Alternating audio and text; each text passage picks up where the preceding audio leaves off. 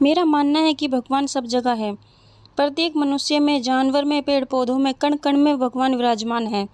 जैसा कि हमारे शास्त्रों एवं पुराणों में कहा गया है कि भगवान हर जगह है। कुछ निराशावादी व्यक्ति ऐसे हैं जो भगवान को नहीं मानते। वह हमेशा बोलते हैं कि भगवान इस दुनिया में नहीं है, भगवान है तो उन्हें बुलाओ, भगवान दिखते कैसे हैं, वो रहते कहाँ हैं, इत्यादि। जैसा कि आप जानते हैं कि सफलता प्राप्त करने के लिए विश्वास का होना बहुत जरूरी है। बिना विश्वास के कोई भी सफलता को प्राप्त नहीं कर सकता। महाभारत के युद्ध में अर्जुन को विश्वास था कि मेरे साथ भगवान श्री कृष्ण हैं, इसलिए मैं हार नहीं सकता, और वह जीत गए। एक विश्वास के बल पर हम बड़े से बड़े लक्ष्य को प्राप्त कर सकते हैं। जैसा कि आप जानते हैं, जिन्हें अपने आप पर विश्वास होता है वो दुनिया की सभी सुख सुविधाएं प्राप्त करते हैं। इसी प्रकार जो लोग भगवान को मानते हैं, उनमें विश्वास रखते हैं, उन्हें विश्वास रूपी शक्ति प्राप्त होती है। आज मैं आपको एक ऐसी सच्ची घटना बताने जा रही हूँ जिसे सुनकर आपको भगवान के ऊपर अटूट विश्वास हो जाएगा। एक छोटे से गाँव में बहुत ही साधारण सा एक व्यक्ति रहता था। उसे भगवान पर अटूट विश्वास था। जब कोई भी व्यक्ति उससे हालचाल पूछता था तो वह कहता था, ठाकुर जी जाने। उस व्यक्ति के 2 लड़के और एक लड़की थी।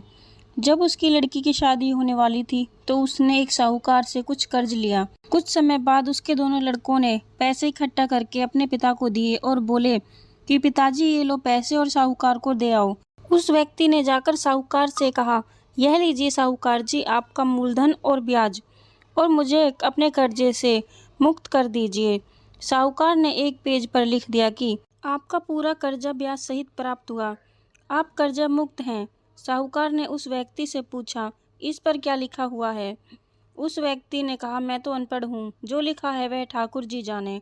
साहूकार समझ गया कि व्यक्ति बहुत सीधा है। उसके मन में लोभ आ गया। साहूकार ने उस व्यक्ति को कहा, अंदर जाकर एक गिलास पानी लेकर आओ। इसी बीच में साहूकार ने उस पर्ची को हटाकर एक दूसरी पर्ची पर लिख दिया कि अभी मेरा कर्जा बाकी है। अंदर से व्यक्ति आया और पर्ची लेकर चला गया। कुछ दिन बाद साहूकार पैसे मांगने पहुंच गया। उस व्यक्ति ने कहा कि यह बात तो गलत है, मैंने तो आपको पूरे पैसे दे दिए थे। मामला कोर्ट तक पहुंच गया। कोर्ट में व्यक्ति को बुलाया गया। व्यक्ति जोर जोर से रोने लगा और बोला कि ठाकुर जी जानते हैं कि मैंने आपको पूरे पैसे दे दिए थे। जज साहब ने पूछा, कोई गवाह है जिसने आपको साहूकार को पैसे देते देखा हो? उसने कहा, हाँ ठाकुर जी हैं। ठाकुर जी ने देखा था जब मैंने साहूकार को पैसे दिए थे। जज साहब ने कहा, ठाकुर जी को बुलाया जाए। पुलिस वालों ने उस गांव में जाकर लोगों से पूछा, ठाकुर जी नाम का कोई व्यक्ति इस गांव में है? उसे कल कोर्ट में आना पड़ेगा। गांव वालों ने कहा, ठाकुर जी नाम का इस गांव में कोई व्यक्ति नहीं है, लेकिन ठाकुर जी नाम का एक मंदिर है। अब भगवान कोर्ट में कैसे पेश होंगे? अगले दिन अदालत में कार्रवाई शुरू हुई। जज जोर जोर से बोलने लगा, ठाकुर जी हाजिर हों, ठाकुर जी हाजिर हों। उसी वक्त एक बूढ़ा व्यक्ति सिर पर तिलक लगाए, चंदन की माला पहने हुए कोर्ट में आ गया। उस व्यक्ति ने कटघरे में खड़े होकर बोला, सर मैं ठाकुर जी हूँ, बताइए क्या बात है? जज साहब ने ठाकुर जी से पूछा, क्या आपने इस व्यक्ति को साहूकार को पैसे देते हुए देखा था?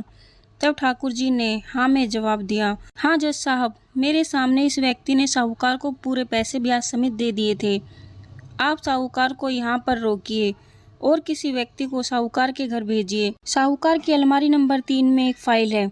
उस फाइल के पेज नंबर 22 पर एक पर्ची रखी हुई है जिसमें लिखा है, इस व्यक्ति ने ब्याज समेत पूरे पैसे दे दिए हैं। वह व्यक्ति इतना बोलकर चला गया।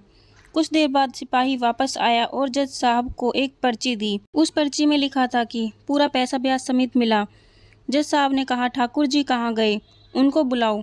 ठाकुर जी दिखाई नहीं दिए। अगले दिन जज साहब उस व्यक्ति के गांव में गए। पूरे गांव में खोजा गया। सभी ने कहा कि वह वृद्ध आदमी इस गांव का नहीं था।